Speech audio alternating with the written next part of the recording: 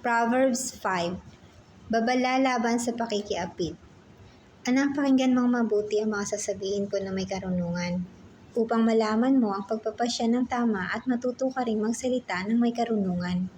Ang salita ng masamang babae ay kasing tamis ng pulot at banayad tulad ng langis. Ngunit pagkatapos ay pait at sakit ang iyong makakamit. Kung susunod ka sa kanya, dadalhin ka niya sa kapahamakan, sapagkat ang nilalakaran niya ay patungo sa kamatayan. Hindi niya pinapansin ang daan patungo sa buhay. Ang dinadaanan niya ay liko-liko at hindi niya ito nalalaman. Kaya mga anak, pakinggan ninyo at sundin ako. Lumayo kayo sa babaeng masama, ni huwag lumapit sa kanyang bahay. Dahil baka masira ang inyong dangal at mapunta sa iba, at mamatay kayo sa kamay ng mga taong walang awa.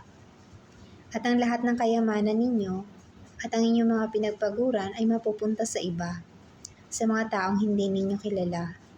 Saka kayo mananangis kapag malapit na kayong mamatay, kapag butot balat na lamang at wala ng lakas. Saka ninyo sasabihin, sayang, hindi ko kasi pinansin ang mga pagtutuwid sa akin. Nagmatigas ako at sinunod ang gusto ko. Hindi ako nakinig sa aking mga guro. Kaya ngayon, narito ako sa gitna ng kapahamakan at kahihiyan. Dapat sa asawa mo lang ikaw sumiping. Kung baga sa tubig, doon ka lang sa sarili mong balon kumuha ng iyong iinumin. Dahil baka magtaksil din sa iyo ang iyong asawa. Dapat ang mag-asawa ay para lamang sa isa't isa at huwag makihati sa iba.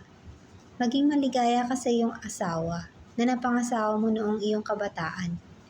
Maganda siya at kaakit-akit gaya ng usa.